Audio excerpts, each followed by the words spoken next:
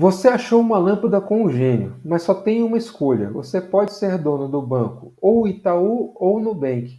Qual dos dois bancos vocês escolheriam? Observação: Nubank foi avaliado acima do Itaú. Quer começar ou eu começo, meu amigo Chile? Vamos começar, né, Lon? É engraçado, né? Normalmente a gente pensa como uma pessoa que tem uma cabeça um pouco mais velha, né? Então, se você fosse escolher um banco hoje, né, você tende a escolher o banco que é mais lucrativo, né? E você, não, independentemente de você permanecer nele ou não, depois de um determinado tempo. O que acontece, nem tudo, né, na vida é só questão de lucros. Lógico, né, se você for olhar, né, o IPO do Nubank foi há pouco tempo e a precificação dele ficou acima dos outros bancos. É o banco mais valioso da América Latina. Aí você olha lá, qual a primeira comparação que você vai fazer? Não, eu quero ver os lucros que esse banco tem e vou comparar com os lucros dos bancos tradicionais, né? Então você vai ver lá que o lucro do Nubank é extremamente menor, né? Muitas vezes menor do que o lucro do Banco Itaú. Então, qual a tendência, né, de uma pessoa que é investidor, né, que tem os dois pés no chão, aquela coisa toda, eu falo assim, não, o que é mais lucrativo, né, normalmente é melhor. Só que, né, sempre existe um só que. Se, né, o Nubank apresentar um crescimento muito grande e conseguir disruptar o setor todo, né, e pegar, né, clientes de todos os outros bancos e ter soluções melhores, né, ou seja, ele apresentar um crescimento muito grande, né, ele vai ser o vencedor do futuro. O que a Bolsa está precificando? Né? O que o mercado está precificando? Que ele é um banco de altíssimo crescimento e que ele vai, sim, né, disruptar o setor. Por isso é que a precificação dele ficou assim, embora ele tenha um lucro muito mais baixo. Então, o lucro, né, atualmente, para o mercado, para o consenso do mercado, ele não é o mais importante, e sim a projeção de crescimento. Né? Então, é um banco que está vindo e que vai tomar o mercado, né, que vai crescer muito mais e vai ter que entregar, no fim das contas, ele vai acabar entregando um retorno muito melhor, né, para o acionista do que os bancos tradicionais. Né? Então, hoje, né, se você pergunta assim, hoje, eu não consigo enxergar ainda, né, todo o crescimento do Nubank.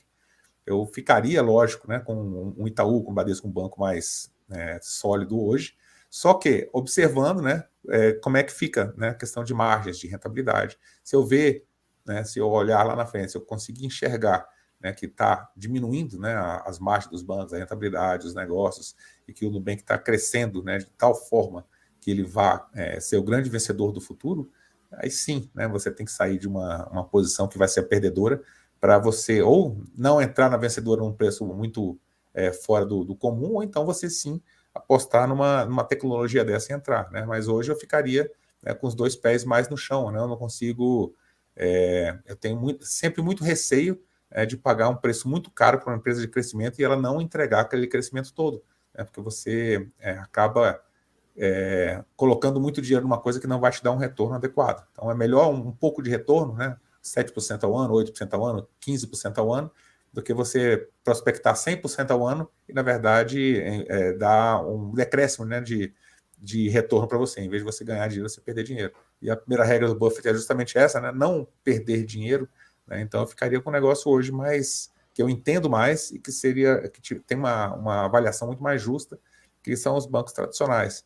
Não que o Nubank não possa vir a ser o grande vencedor. É que hoje eu não consigo ainda enxergar como é que ele vai trazer isso aí, né, para o balanço dele e concretizar essa margem que os bancos grandes têm, né, soluções de tecnologia, soluções de segurança para o grande investidor, a carteira de clientes, né, que os bancos têm uma carteira de clientes muito forte. Então, todas essas questões aí hoje, elas ainda são favoráveis aos grandes bancos, né, e o que tem na outra ponta favorável para o Nubank é a promessa de crescimento e disrupção, que ele já é um banco que nasceu digital. Mas os bancos grandes, hoje, eles também já são digitais, eles também já possuem negócios na internet, né, na era digital.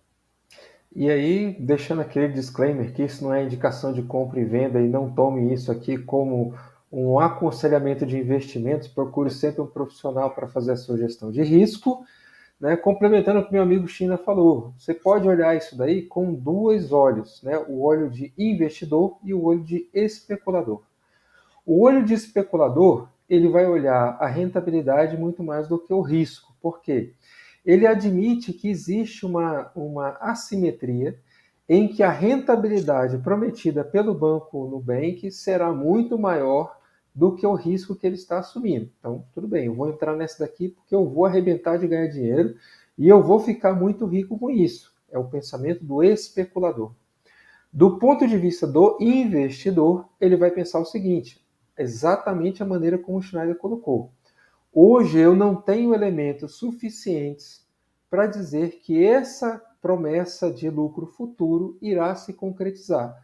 Portanto, todo o valuation feito em cima da companhia, ele parece que faz sentido, mas não há dados concretos ou situações suficientes em que possam dizer que aquilo vá firmar cadência ali na frente. Então, dentro do meu perfil de risco, que é um perfil de risco de investidor conservador, moderado ou até arrojado, né, eu ficaria com a posição de entender o que está acontecendo primeiro, me mantendo no que eu tenho elementos suficientes para julgar e eu posso olhar o último balanço e dizer, olha, isso aqui foi o que aconteceu atrás, foi o que aconteceu atrás, que aconteceu atrás, e que tem tendência de, mantendo-se as mesmas condições, acontecerem na frente. Então, a posição conservadora e a posição de investidor me levaria a escolher o Itaú. A posição de especulador me colocaria numa posição de Nubank. E aí o que acontece? E aí vem sempre a confusão que as pessoas fazem e que aqui a gente deixa bastante claro. As duas posições estão corretas, desde que você saiba o que você está fazendo e que você faça com uma determinada estratégia. Então, obviamente, você não vai pegar todo o seu patrimônio e colocar dentro de um investimento especulativo, e nem você vai colocar todo o seu patrimônio dentro de um investimento numa companhia só. Você vai sempre buscar uma diversificação, né? Então, são duas coisas, né, que quando a gente coloca a análise da situação, você precisa entender a utilidade dessas duas coisas, né? E você pode ter ainda a terceira observação, em que você pode virar para o gênio e falar assim, cara, tem como a gente escolher a paz mundial? Sabe aquela história do Porsche, né? Fala, eu quero isso, quero aquilo, não, eu quero a paz mundial. Eu quero, qual é a cor mesmo do Porsche que você queria? Né? Concurso de Que é o modelo, seguinte, rapaz mundial. Quem falou que banco no futuro vai existir? Pode ser que em 5 anos não exista nem Nubank, nem Itaú. Por quê?